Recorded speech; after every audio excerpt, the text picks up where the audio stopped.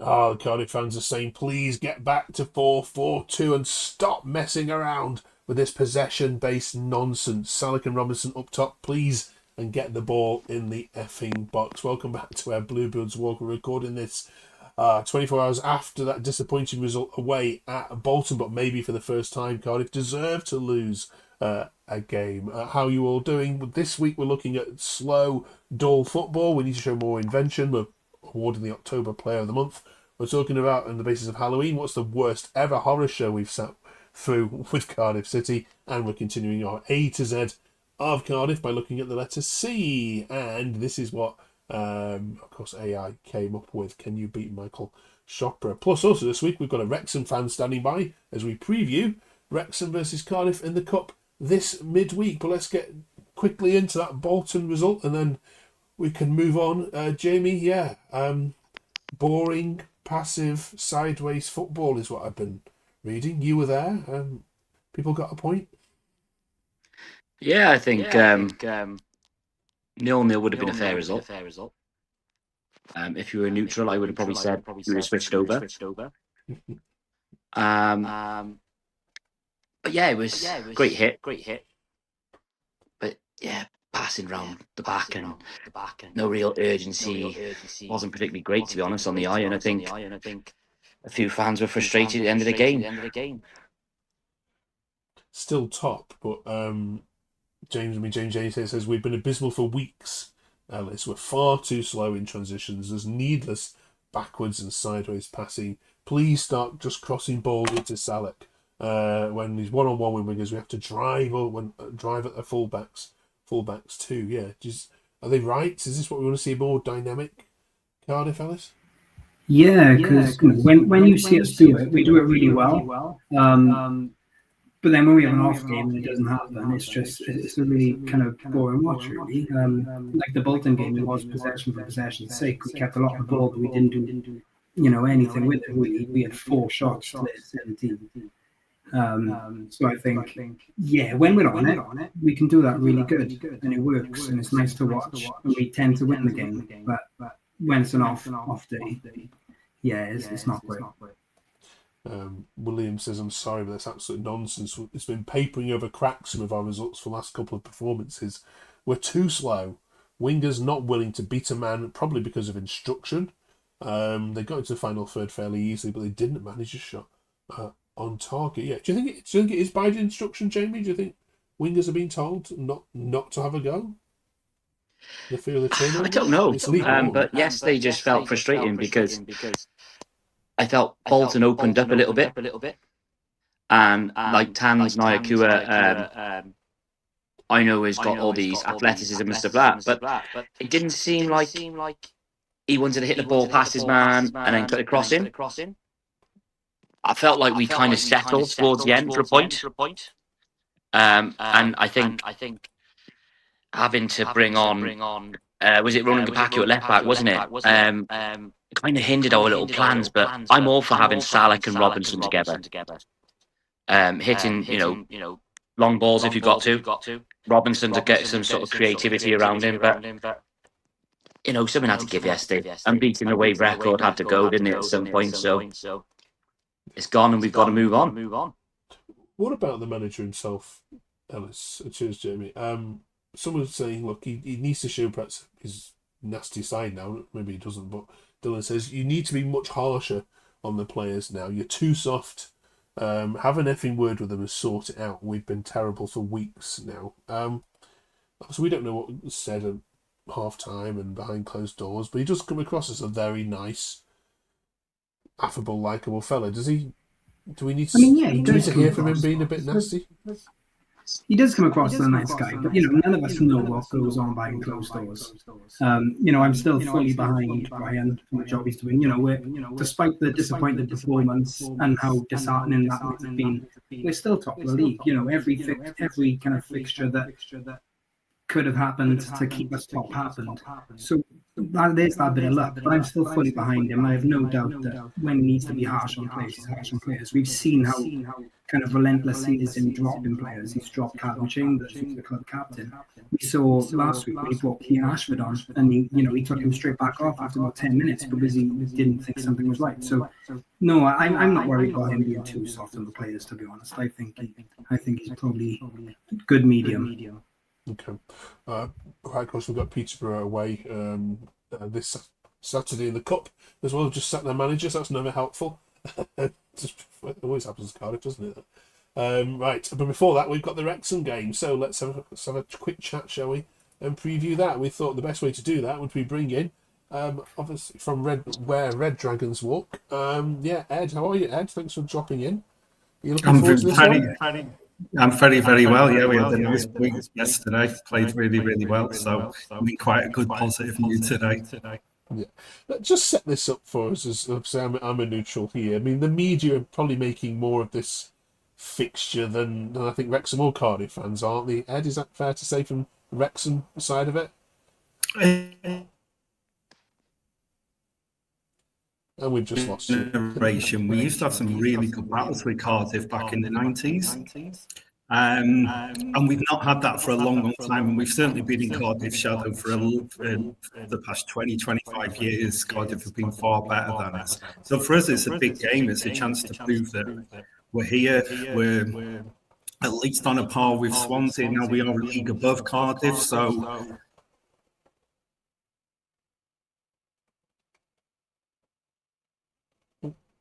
it's gone off. So we've frozen you. Lost you again there.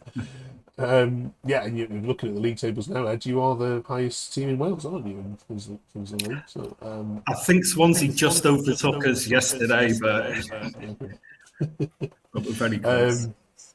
Right then, Jamie. When the draw first happens, I mean, I think you were there. I think we spoke to you when it first happened. You were just kind of like, it's not a derby for us. We're closer to Bristol than we are Wrexham, and they're closer to Stoke than they are to us. So where do you sit on this magnitude of this game? I think the media are having a great day with it, aren't they?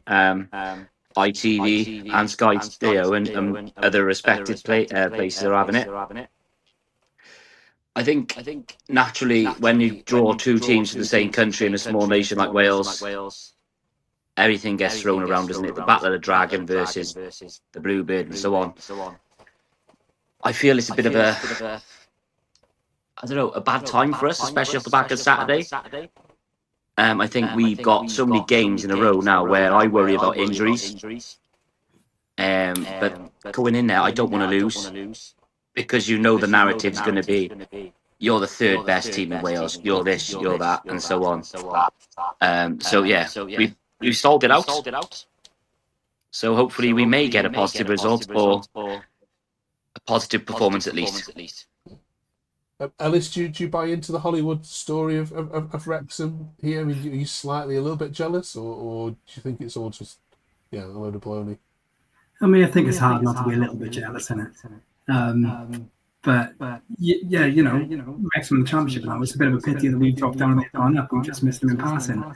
And I think, it is a nice opportunity for us two teams to play each other now. I think Jamie was right with kind of the media making this game, a Welsh derby, where we spoke about this a few weeks ago, and I don't think it's a derby. It's a Welsh clash, which is exciting, and it gives that game a bit more of a bite. But no, I'm looking forward to it.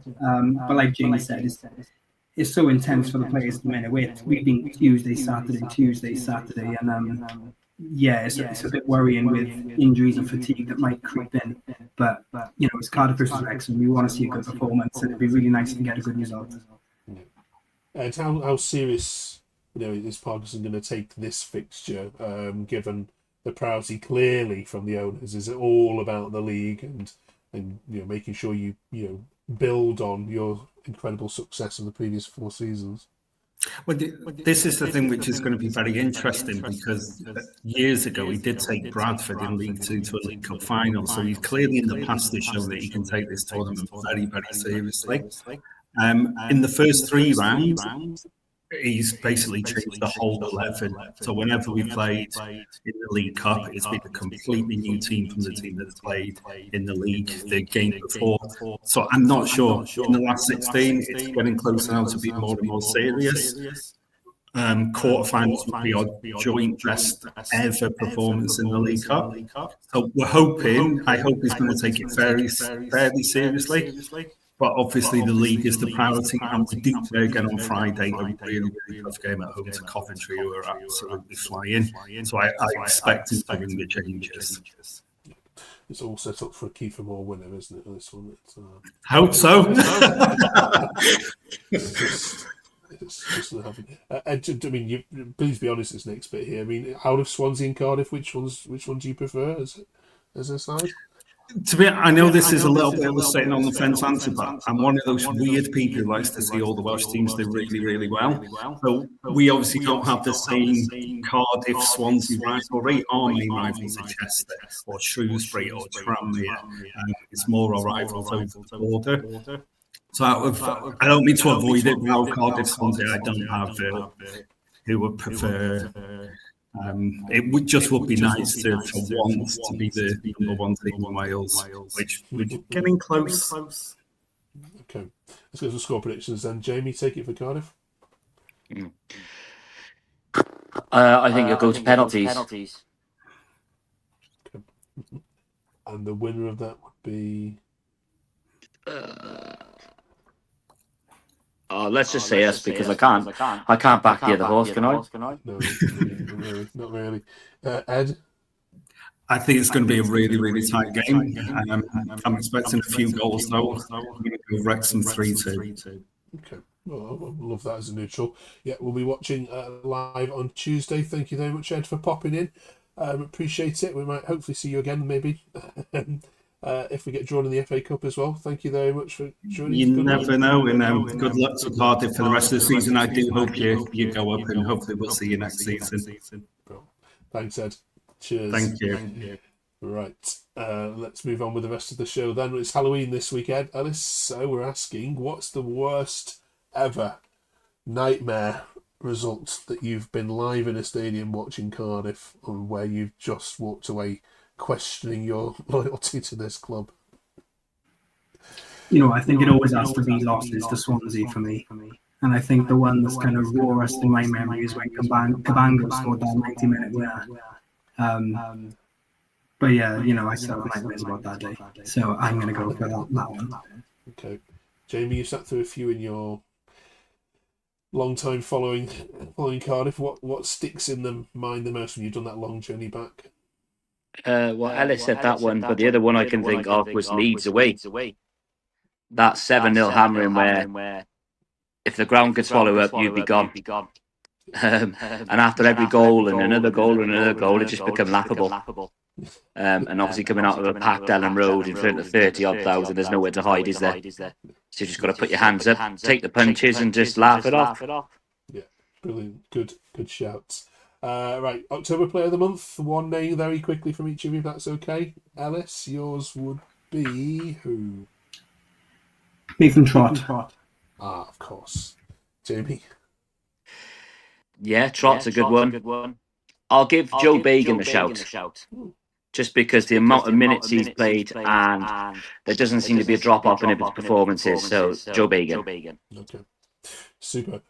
Finally this week then, and thank you for all the love we've been getting in the comments for this. Please drop your ideas in. We're doing the A to Z of Cardiff City. Here's how it works. We go through one letter per week. We're up to the letter C this week, and we're looking for a player, a manager, somebody connected with this great club, which should get the one entry into this A to Z of Cardiff. We asked AI who should be representing it for the letter C, and it came up with Michael Chopra, which is not a bad shout at all. I wonder who else Jamie and Alice can think of, and please in the comments get typing now a player or surname, anyone beginning with C. Who wants to kick this off? Go on, Ellis, I'll give you this first one. All right. Well, AI pinched my one in Michael Chopra, so let's go for. I'm going to go for a current player. So I think it's the first one. This one we've done a current player, and I'm going to go for the vice captain, someone who's going to play a big part this season, going to play a big part in our future. Ruben Caldwell. Okay. Brilliant. Jamie? I'm going to go someone who scored a fantastic goal, made Cardiff fans get off their seats every time he touched the ball, and unfortunately we only had him for one season. Victor Camarasa. No, that's a shout. Right, which one should we go with then? Chopra. I think over longevity, yeah. I think probably. Yeah, Chopper was going to be my one if I didn't pinch him, so I'm happy to go with that one. I mean, we really should put the stadium in as a shout potentially as well, shouldn't we? But maybe when we get to N, we can do Ninian Park. Yeah, 100%. Something like that. Yeah. All right, bro. Right, Chopra goes in then for now, unless in the comments you can, especially if you're older than any of us here, and you've been following Cardiff for a number of years, who are we missing from yesteryear that definitely needs a shout? Brilliant. Thanks, Jamie. Thanks, Ellis. Enjoy the Wrexham game. We'll be watching on TV on Tuesday and go and look against Peterborough in the Cup. We'll be back here in 7 days' time to review it all with you. Drop us a quick like and a quick subscribe if you haven't yet done so already, and we'll see you then. Thanks for watching.